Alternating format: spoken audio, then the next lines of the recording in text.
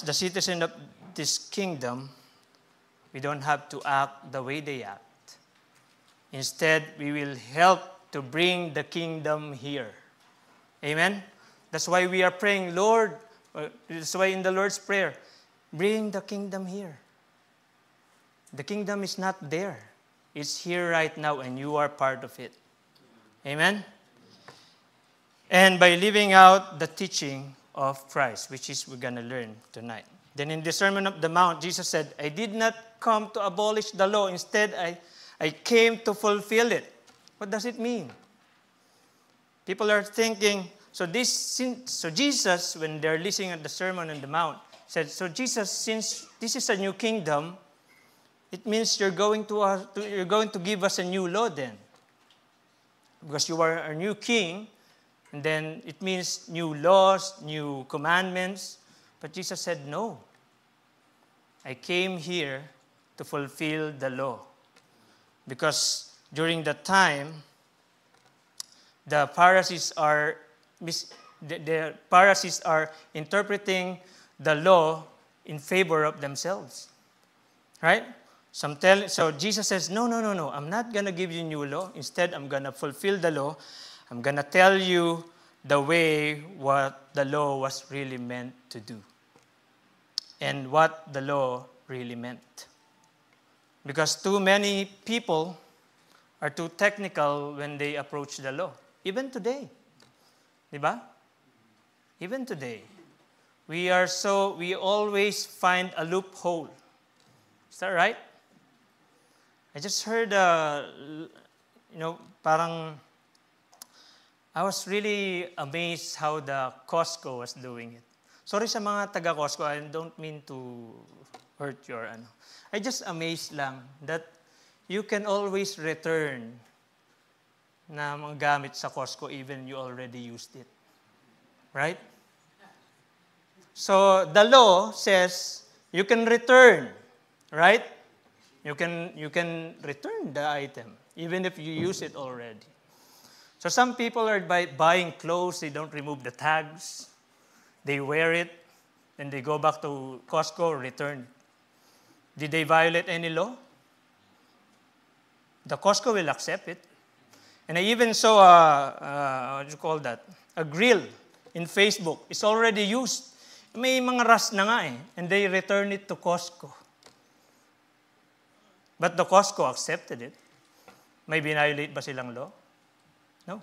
So what I'm saying is you can be legalistic. You can always twist the law, but the law is all about the matter of the heart. What's in your heart? You question your heart. It's not about, for example, ito lagi na lang ito na sa babanggit eh. Visitor parking sa hospital, for example. It says there, 24 hours, no parking for visitors only. Doctor's parking. And then you, what? You find a loophole. You twist it. You said, gabi naman, wala namang bisita. All right. Sorry. But that's only for ano lang. I just want to make a point about how we twist the law. All right? Because too many people are too technical when they approach the law. They are so legalistic. They interpret the law very wrong. And I think I covered it on my last message when we talk about righteousness. Amen? That's why when we listen to this, we have to repent. Do I really look at the law and just follow it? Or I always interpret it and just twist it in favor of mine, like the Pharisees, like what the Pharisees doing. We always justify it. We always try to find loophole. In tax, he kicked the door. Tas yung, di ba? Patay niya na. Gigil na gigil ka. Gusto mo sumama, gusto mo pumasok sa screen, gusto mo makisaksak, right? Yeah. But how about taken? I can find you. Diba? Sorry, hindi ko kabisado yung line. But how about taken? It's a never-ending, revenge. Hanggang sa umabot sila sa Taken 4. Imagine that. Buti na lang walang lola yun eh. Kung may lola yun, may Taken 5 pa eh. Kasi lahat na nakidnap, wala nang mapili. They can pick somebody else to kidnap. So they just decided to end the movie. That's why there's a part 4 on that. What else? John Wick. Or mamaya na si John Wick. Special. The Patriot. Who else watched The Patriot here?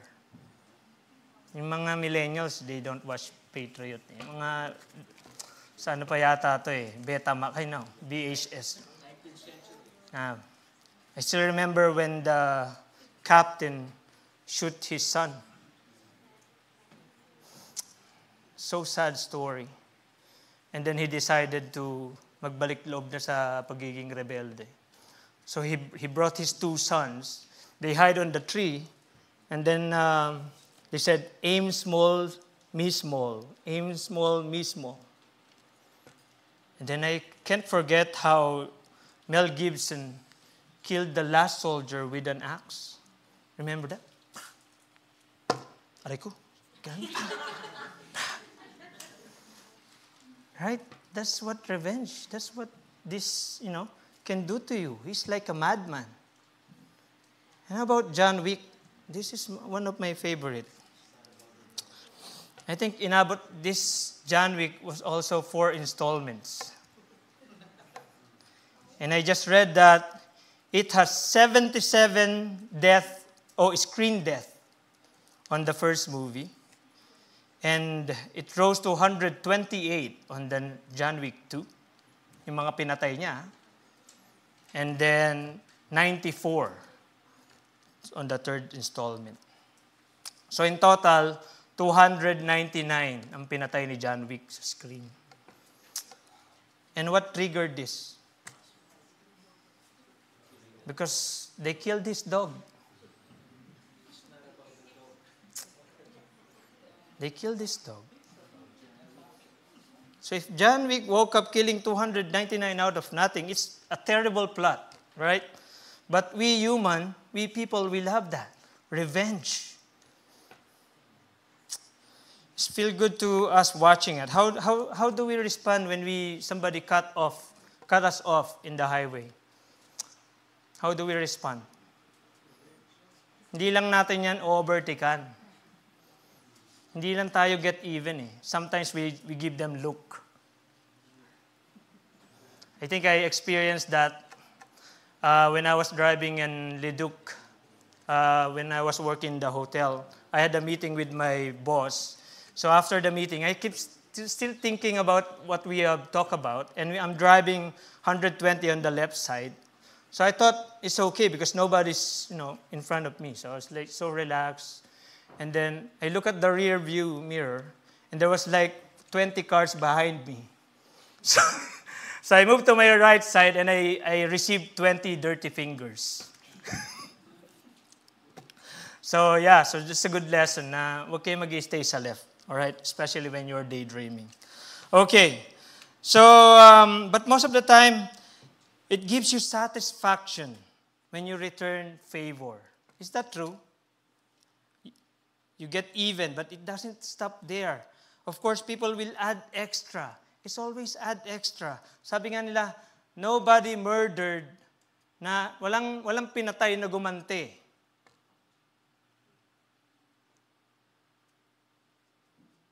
Walang pinatay na gumante. Ano lang yung mga gumaganti ng pumapatay? For example, may ginawang masama sa kanya, patay niya yung kalaban niya. Right? It's not about always getting even. It's about always getting more. Amen? So, let's make it simple. How about in social media?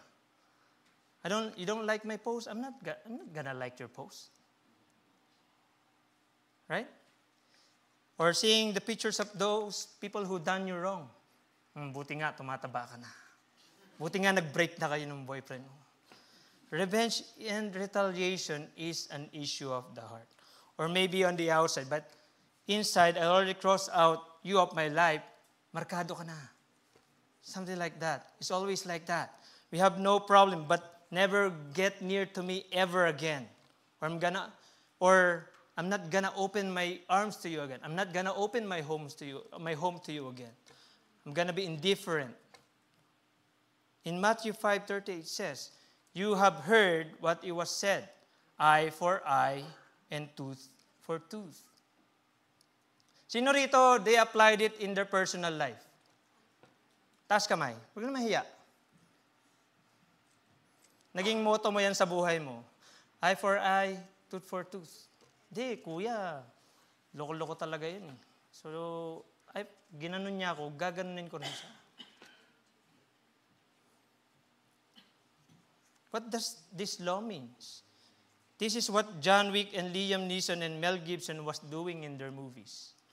Basically, that's the heart of the Jewish miscomprehension. Their misunderstanding of an eye for an eye and tooth for a tooth. That's the way they are applying it to their life in Jesus' time. It has become their license for vengeance. It has become the basis of this has become the reason for their revenge. It's the basis for their revenge. It had become a sort of biblical permission to have a grudge and to strike back. They're using the law of God so that they can revenge. Now, he says, you have heard it had been said. Now, basically, that refers to their tradition. But in this case, it was an exact quote from the Old Testament. An eye for an eye and tooth for a tooth. Now, they're trying to play holy. No, I'm just following the law. It says eye for an eye. I'm not going to forgive him. It says eye for an eye, tooth for a tooth. He's trying to show them, but Jesus said, he's trying to show them, no, you're using it wrong. Jesus was showing them they're sinful. So he picks another illustration and he says, all right, you go on the principle for an eye and tooth for a tooth. Okay, that's how you operate. And that's how you've been raised by your rabbinical teacher. But Jesus will tell them the right application. But before that, what does this passage really means? And we're going to hear people reading that. They're going to say, oh, that's the very, very merciless stuff. That's the heavy stuff, Jay. And then some people will say, how can a God, command something like that?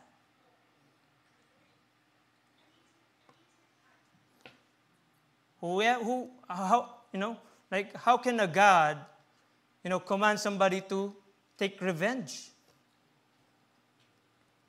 But is that what really this passage is saying? When people, why people interpret it that way? Because that's the way our human heart is. We are inclined to take revenge. That's why when we see this, our inclination is to apply this so that we can get even, so that we can take revenge, so that we can retaliate, so that we can there's an excuse for us not to forgive. There's always reason for us to hurt other people when we get hurt. Amen? But let me help you with this one. Starting in Exodus 20, you have the law of God basically codified. And in the 20th chapter of Exodus, you have the moral law. Again, when you read your Bible, when you open Exodus 20, it talks about moral law. That is between a man and a God. Amen? If you're writing note, write that. That's important. But 21 to 23 of Exodus, you have the civil law. It concerns about the court and a man. Amen? The moral law is taken care between a man and God, but the civil law is taken care within the framework of magistrates and judges and courts and duly authorities. It means sa korte siya ginagamit. Amen? So God instituted judges and magistrates and authorities to take care of civil matters. 3 times in the Old Testament, an eye for an eye and tooth for a tooth is mentioned. And one of example is this. In Exodus 21, 22 to 25, if people are fighting and hit a pregnant woman and she gives birth prematurely, but there is no serious injury, the offender must be fined whatever the woman's husband demands and the court allows. But if there is serious injury, you are to take life for life, eye for eye, tooth for tooth, hand for hand, foot for foot, burn for burn, wound for wound, bruise for bruise. In other words, when you harm a woman with a child, there could be a harm, right? Where she doesn't lose the child. Pwedeng nabangga mo lang, natumba mo lang, nasugatan. But there could be a harm when she loses a child. When you push her and then she fell down and then nag-miscarry siya, she loses the child. But the point is then, the husband has the right to seek some damages and the judge will determine. In other words, this is a civil situation. Imagine if they apply it, right? So the husband can just go there and attack the man who injured his wife. So basically what this verse is talking about is a restraint. It's so that in a civil community, it means that inaayos niya, meron tayong order. Hindi ka lang basta-basta pwedeng, for example, si Josh, di ba? Nasagasaan niya ako. Hindi lang ako basta-bastang pupunta kay Josh para sagasaan siya. No, I'm gonna go to court and then the court will determine kung anong magiging bayad sa akin ni Josh. Do you get it? So this is in a civil setting. This is in a court setting. Amen? So in order for there be a structure in law and order, and in order for there to be preservation of society, you cannot have personal vengeance. It means, hindi mo pwedeng paghaluin to. It means na for our personal relationship, hindi natin pwedeng i-apply yung civil law. And vice versa, hindi natin pwedeng i-apply yung civil law sa personal relationship. For example, eye for an eye and tooth for tooth in a personal relationship for a husband and wife. For example, you cannot. Di ba? It's a chaos. If any mischief follow, then thou shalt give life for life, eye for eye, tooth for tooth, hand for hand, foot for foot, burning for burning, wound for wood, stripe for stripe. In other words, with the framework of the civil law, God was protecting the weak from the strong. Nag-institute siya ng court and ng law para safe yung mga weak, or else yung mga malalakas, they can just parang abuse yung mga weak. But you notice the term court. This is civil. This is not a matter of personal vengeance. If your servant and your employer knocks your tooth out and don't catch him at an worry moment and knocks it out. This is what we're talking about. An owner who hits a male or female slave in the eye and destroy it must let the slave go free to compensate for the eye. And an owner who knocks out the tooth of a male or female slave must let the slave go free to compensate for the tooth. So this is a civil law.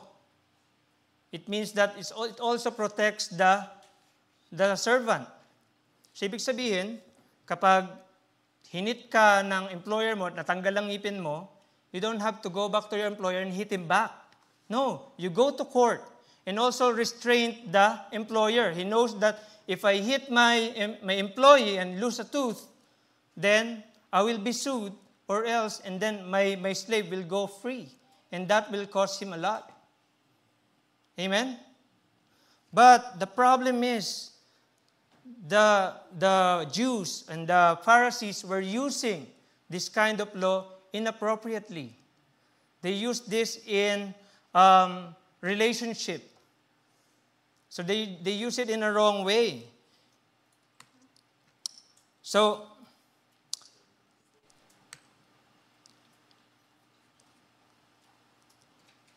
So you see, the law is a restraint, and when justice is enacted speedily and equitably, it has a great effect on society. That is the purpose of the law. It was not used for the personal vengeance and personal relationship. Okay? But I tell you, do not resist an evil person. Now, brothers and sisters, that verse is been misinterpreted. Resist not evil. Well, that is not absolute pacifism. Pag sinabi bang resist no evil, it means na hayaan ko na lang. Hindi ko na i-resist yung evil person na yan. No. Does it mean, just go ahead, walk over me, abuse me, steal everything? No. No. The Bible talks about resisting some evil. For example, other scripture like James 4:7, resist the devil. In 1 Peter 5:9, resist the devil. We must resist evil when it comes from satanic form. I don't say, oh, here comes the devil again. Well, devil, go ahead and do whatever you want. No. It means resist the devil. Resist evil. Resist here, dito sa verse na to, resist means to set against. And the evil here is to ponero, or apart, it has to do with one who opposes you or one who wrongs you. So what it means, what it says here is, do not make a vengeance with that person. Do not oppose him.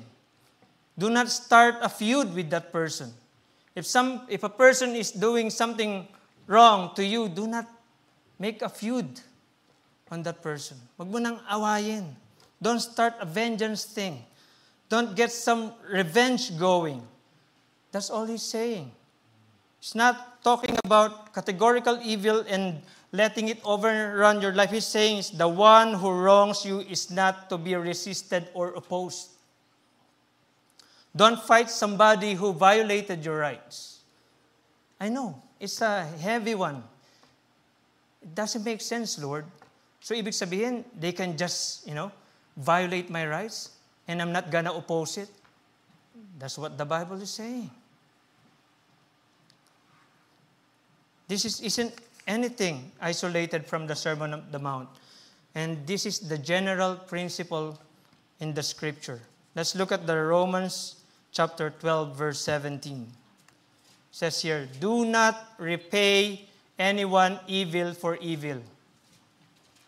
Be careful to do what is right in the eyes of everyone. If it's possible, as far as it depends on you, live at peace with everyone.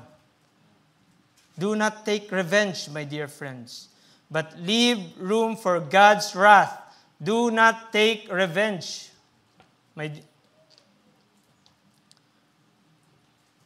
It is mine to avenge, I will repay, says the Lord. On the contrary, if your enemy is hungry, feed them. If he is thirsty, give him something to drink. In doing this, you will heap burning coals on his head. Do not be overcome by evil, but overcome evil with good.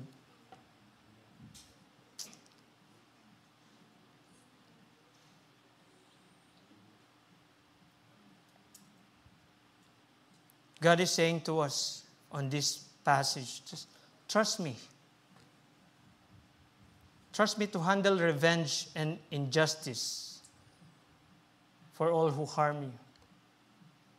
Instead of seeking it yourself, give it to me. Vengeance is mine. In our central idea, it says, it is mine to avenge. I will repay, says the Lord. So Jesus gave us 4 illustrations on how we're going to apply this verse. So first is dignity.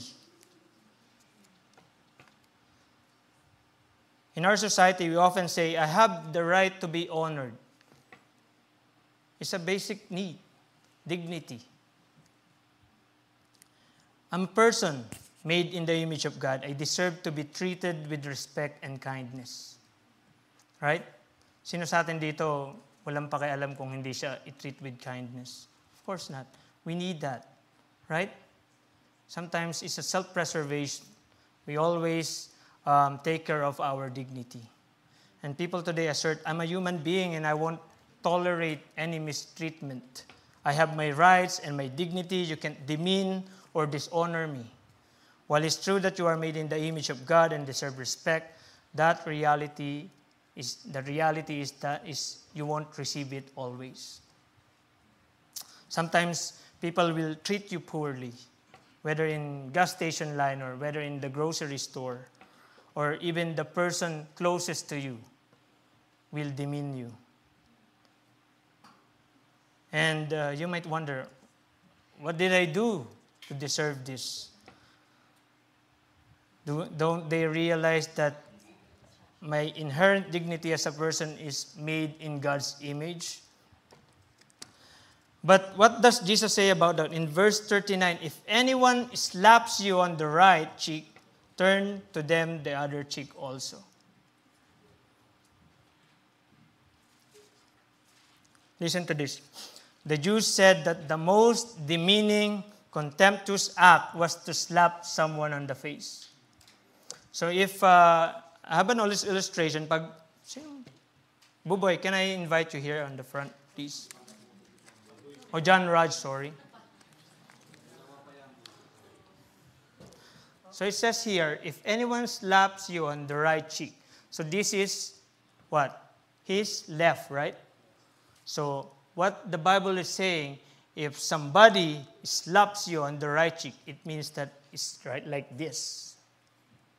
The backhand. Like, lapastangan, ganon, right? Or, you're nothing but the sex. No, just kidding. Right? Oh, thank you, Fuwai. So, you see that? So it means that it's demeaning. It's not like a simple slap. It's what you call this? It's tawag sa ganon. It has a deep meaning. Okay? It means that you are not even worthy. I remember I watched a documentary when they pulled Saddam Hussein's statue. And you know what the people did? They removed their shoes and slapped the statue using their shoes. Slapped the face of the statue. This means that you're not worthy of any respect. Right? So that's the most demeaning, doubly contemptuous. And there's a quote by Epictetus, a Roman slave. It says, a slave would rather be thrashed with a whip than slapped with the back of his master's hand. It was just demeaning. Nakakababa. Right? And it's most interesting to look at verse 39.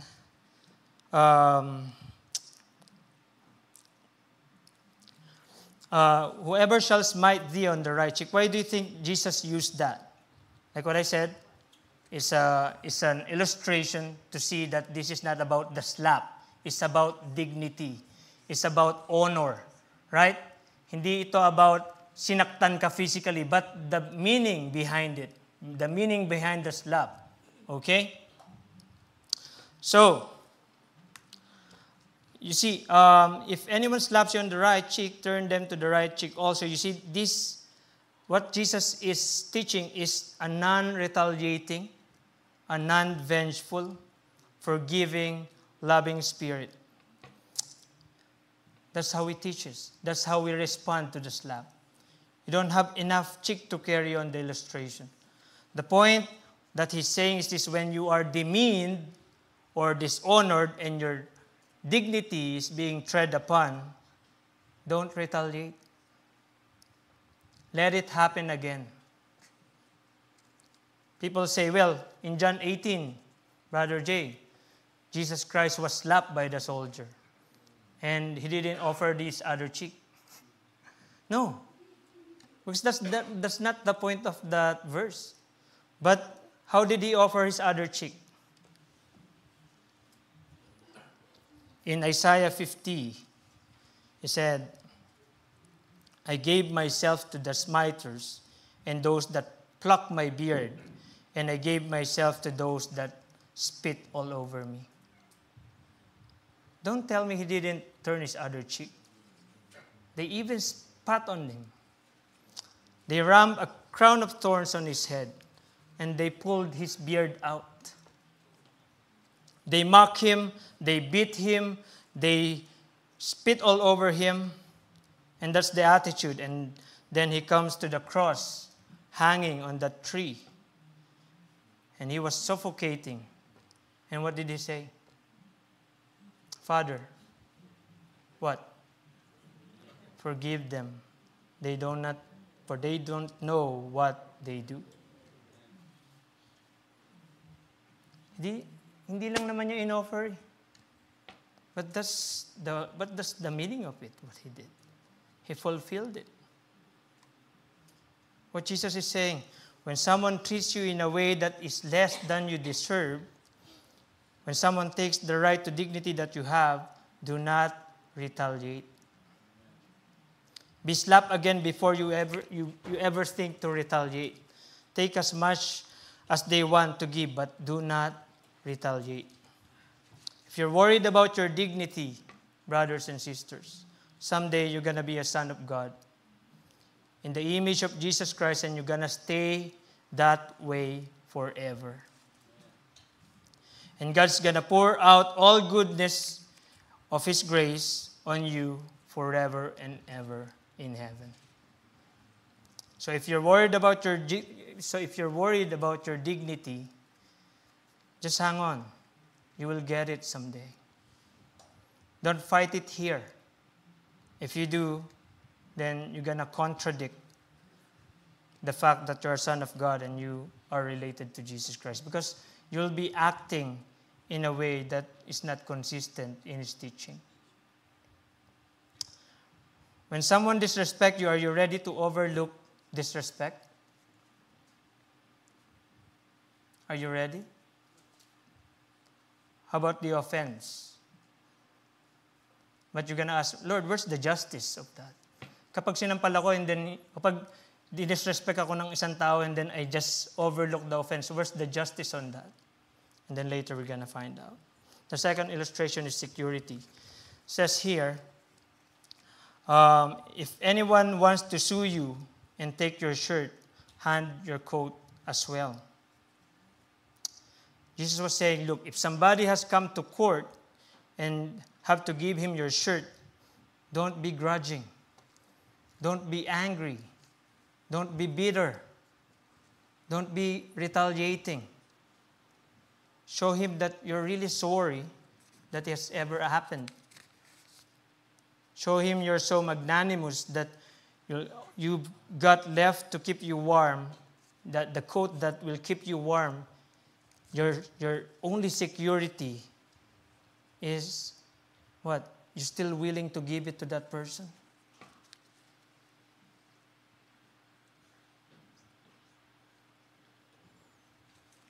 When someone is asking too much, are you ready to give beyond what you are obligated?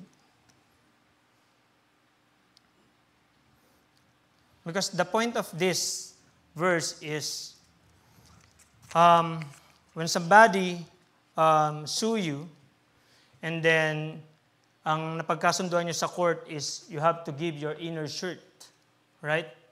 So you're going to give your inner shirt. But since you are willing to go beyond what's you're obligated, you are also willing to give your cloak. But for the Jews, it's impossible. They're going to say, oh, but that's my only security. That's my blanket when I sleep. And even when you read it in the Old Testament, it says there that when you take the coat of your fellow brother, you have to return it back before the sun goes down. Because why? Because malamig eh. Right? But here, it says here that it's just giving out your rights, giving up your rights, giving up your security. You're willing to give your coat. You are willing to give your only last security. You're willing to give it to your brother. And then itong bang brother na to, it's not just a brother, it's someone who sued you.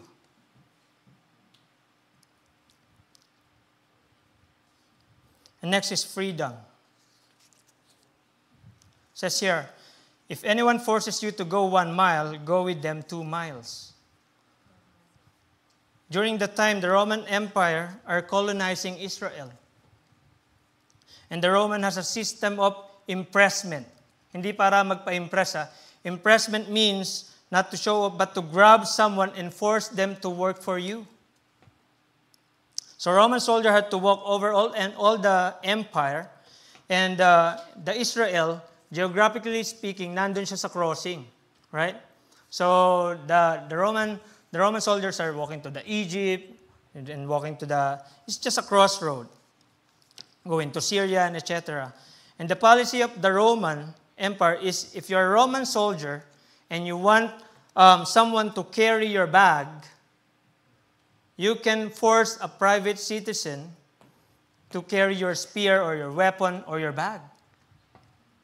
Your equipment, your food, your supply for a maximum of 1 mile. Right? That was the policy.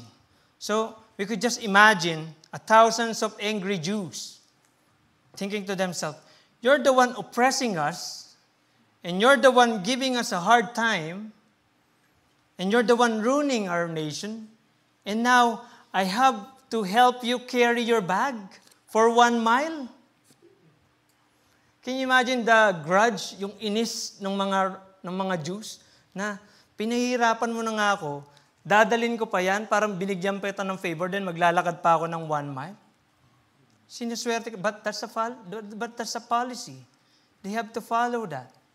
So what Jesus is saying? What's Jesus' command? The command was, if anyone forces you to go 1 mile, go 2. Again, this is not, it's okay to walk with a friend for another mile. But these are Romans. These are enemies. These are the one, giving a hard time to the Jews. How about us? Are we always ready to go 1 mile, extra mile?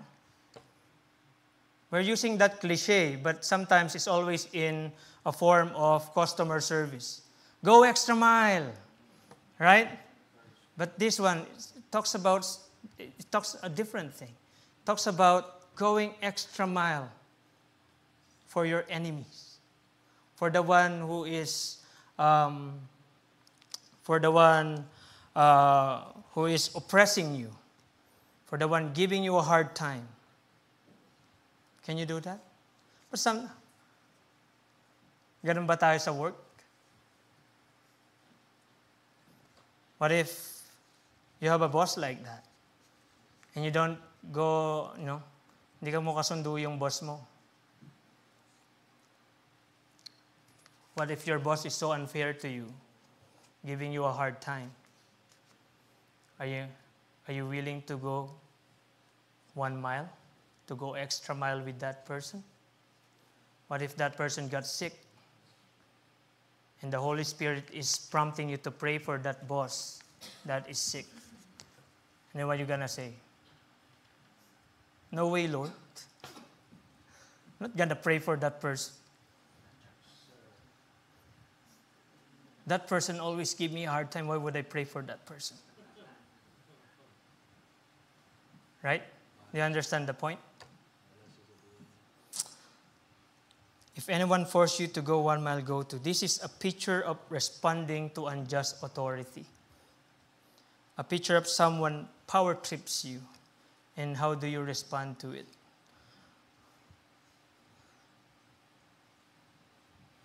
I remember reading it in the history when the believers was chained to the Roman soldiers, who's gonna be fed to the lions in 3 days.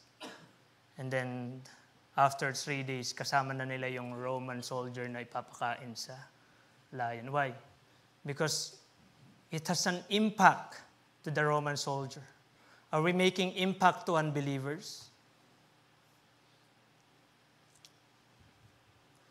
Those soldiers that was tied to the believers are being converted just in 3 days. Why? Because they see how the believers, act, even though they are being persecuted. They showing love to the soldiers, and that, compelled the soldiers to believe and surrender also to the belief of the believer. So how do we respond to unjust authority? It says here, if your enemy is hungry, feed him. If he is thirsty, give him something to drink. In doing this, you will heap burning coals in his head. Do not overcome evil but overcome evil with good. It's hard, eh? It's a hard teaching because it's going against the norm of the society. It would not make a good movie, right? Imagine, John Wick, you killed my dog. Come here, give me a hug. I forgive you. Next time, don't go around shooting dogs. No, it's not appealing, right? People in this world want to see those unjust people suffer. The people outside want to see authorities suffer. Why? Because they cause us too much pain, too much, like we're not free, right? We're being restrained. I want to see unjust authorities suffer. But Jesus said, no, if you want to be part of my kingdom, don't retaliate. People of my kingdom are called to live differently. And lastly is the property, right to property.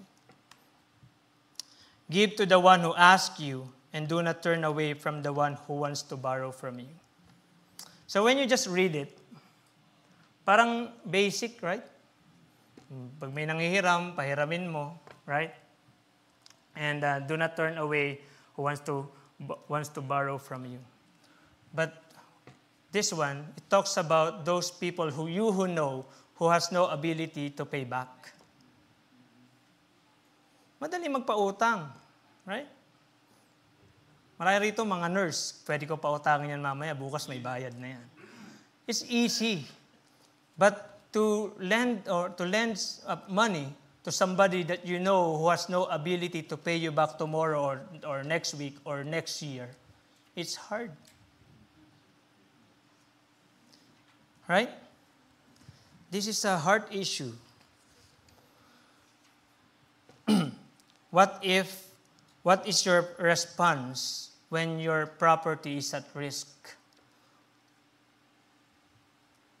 Right? Where's the justice in that? For example, nagpautang ka, hindi ka na nabayaran. Hindi sasabihin mo, Lord, where's the justice on that? But then the Lord says, okay lang, let it go. No, Lord, where's the justice on that? Right? Are you gonna harbor anger to that person who did not pay you back? Are you gonna retaliate? How are you gonna retaliate? Post the face of that person in Facebook? Huwag gayahin, hindi nagbabayad. Or badmouth that person to your friends? Make a gossip about that person. Alam mo yan, si ano pinahiram ko? Diyos ko, tumanda na yung aso ko, hindi pa bayad. Are you gonna retaliate like that? But what's Jesus saying? Give to the one who asks you and do not turn away from the one who wants to borrow from you. Are we gonna be selective on those people who we help? We often cling tightly to our possession. But what does Jesus say about handling our property? In verse 42, he commands, give to him who asks of you. You might think there should be more condition or clarification on this verse. It's important to note that Jesus is referring to genuine need, not supporting those who beg out of habit or exploitation. Hindi ito yung nangungutang lang para mag-travel. When somebody, lumapit sa'yo, genuinely, even though you know na wala silang pambalik, you have to help them. Amen? So, we're going to end on this. You see, the reason people getting this section of verses, tong 4 verses na to, is when they apply it legalistically.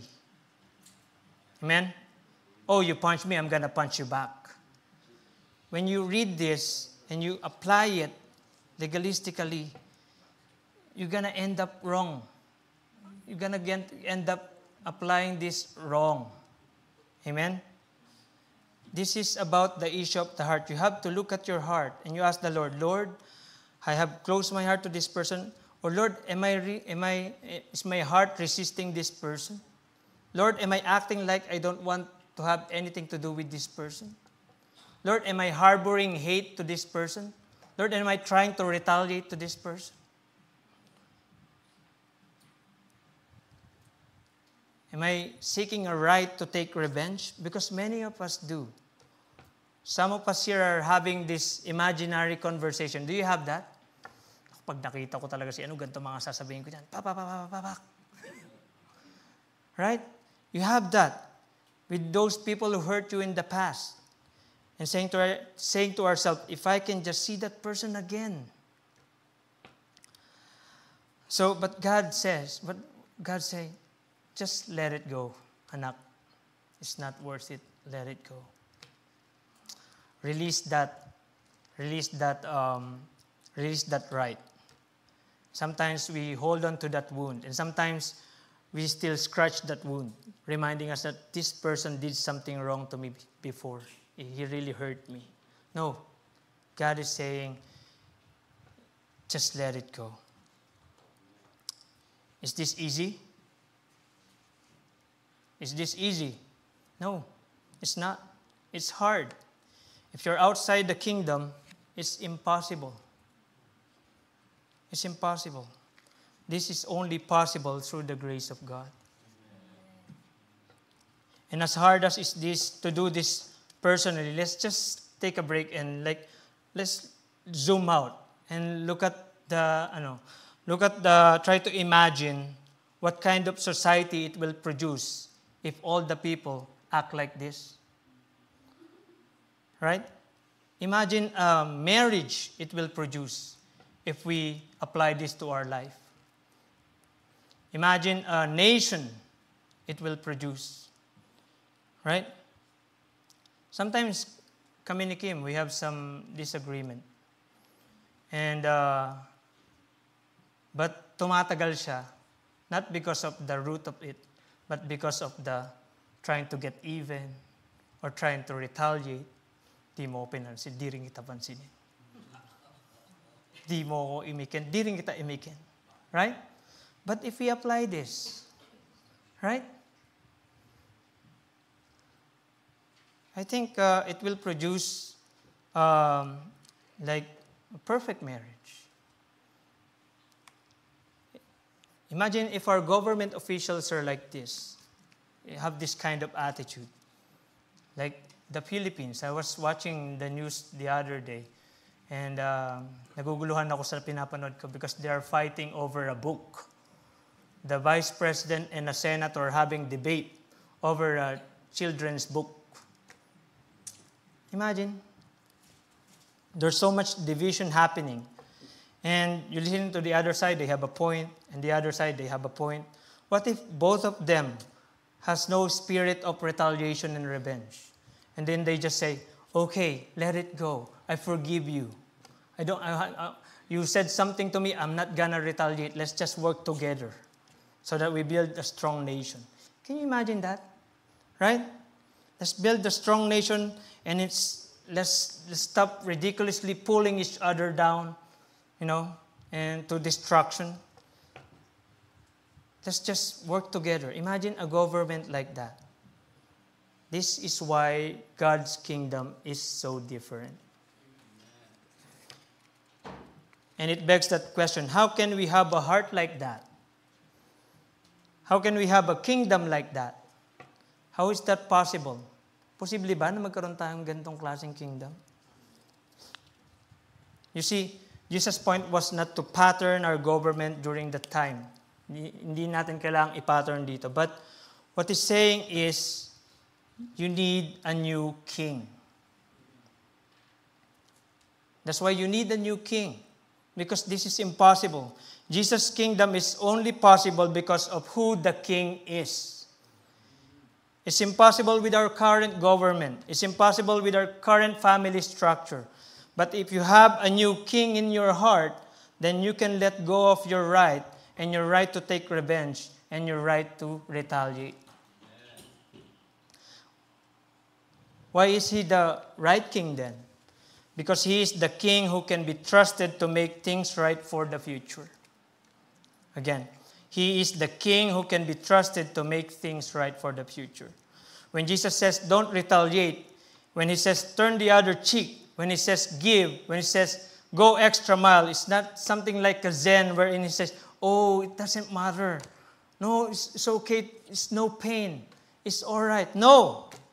He acknowledged the pain. There's a pain. You experienced a pain. You were dishonored. You were hurt. There was a pain, but He is the one who will make it right. Hindi yun nawala lang. Because sometimes, ang ating struggle is unfair. Saan na napunta yung justice? No, He did not acknowledge my pain. Parang gano'n na lang ba, Lord? Magpapatawad na lang ba ako? Hindi mo ba titingnan kung ano yung dinanas ko? And then you're gonna tell me, magpatawad ka lang, Jay, let it go. And then anong nawala? Anong hinahanap natin? What are we looking for? The justice. Because we want the justice to be satisfied. But here, merong pain. Jesus Christ is acknowledging that you receive pain.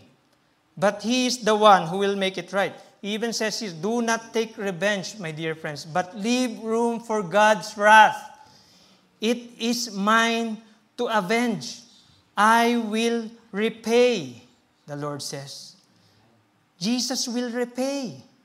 When Jesus said, don't take revenge, not because Jesus was telling you don't have to fight for it or forget it. No, but He is going to repay it.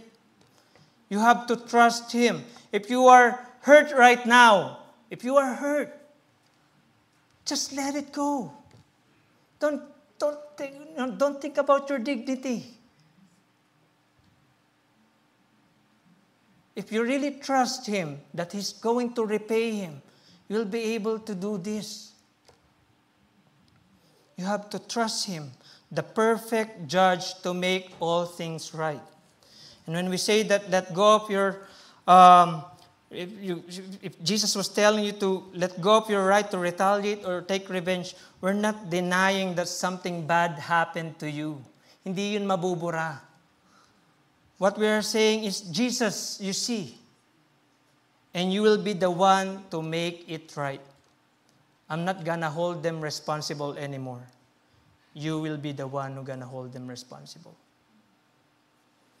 I'm not gonna look for them for repayment, because you're gonna repay it back to me. Whatever they took, whatever they stole, whatever damage they caused to me, you are going to heal it. You're going to restore. I don't even need to keep track kung saan na napunta yung justice na yun. But you know what? There's a problem with that verse also. If God will really settle all accounts perfectly, other people's accounts against us, what about our accounts? What about yours? What about every evil things that I've done? What are the evil things that you've done? Every selfish motives, every sins against other people. You know what? He will settle it too. It means He's gonna come for you too. And it means He's gonna come for me too. That's why He's the perfect King. Because He's the King that make all things right. Secondly, He modeled it by not taking vengeance on us first. He is the King who modeled this by not taking vengeance on us. What else? How else did he model this? If my brother sins against me, if I experience injustice from a fellow brother or sister, and he was forgiven by Christ, where did the justice go? For example, si Kuya Egay, minaltrato niya ako, for example. Hindi naman totoo ito pa. Sabi ng Panginoon, patawarin mo si Egay. Sabi ko, Lord, nasan yung hustisya ron? Ganun lang ba yun? Where's the justice? So, nag-pray lang si Brother Egay, napatawad na. How about yung sa akin? Paano na ako? Hindi mo ba in-acknowledge yung pain ko, Lord? Basta ko na lang ba patatawarin? Saan na napunta? Alam niyo saan napunta? It says in Isaiah 53, surely He took up our pain and bore our suffering. Yet we considered Him punished by God, stricken by Him, and afflicted. But He was pierced for our transgressions, for Kuya Egay's transgression, for your transgression, for my transgression. He was crushed for our iniquities. The punishment that brought us peace was on Him, and in His wounds we are healed. He was oppressed and afflicted, yet He did not open His mouth. He was led like a lamb to the slaughter. As a sheep before its shearers is silent, so He did not open His mouth. For He bore the sin of many and made intercession for the transgressor. If His sorrows, kung ang sorrow ng Panginoon is the result of His sin or His wrongdoing, all of these things, walang kwenta eh. It will not make sense. It's not effective. However, because He died to atone for sins that were not His sins, but our sins, and was punished not for any guilt of His own, but the sins of others, which is us, His suffering had true merit and effectiveness. The fulfilled requirement of the law enabled God to offer forgiveness. Just remember, He modeled this first to us. He did it first. We are told by the king to overlook being dishonored. Don't care about your honor. It's okay to be disrespected. The king commands us to give beyond what is obligated of us. And the king commands us to go extra mile and demand us to give without expecting in return. But remember, He did it first. He was slapped, dishonored, and shamed. His robe was taken, and He was left naked. He walked carrying the cross for miles, and He gave His life, not demanding payment. Amen. May the name of the Lord be praised for this message. Thank you. May I call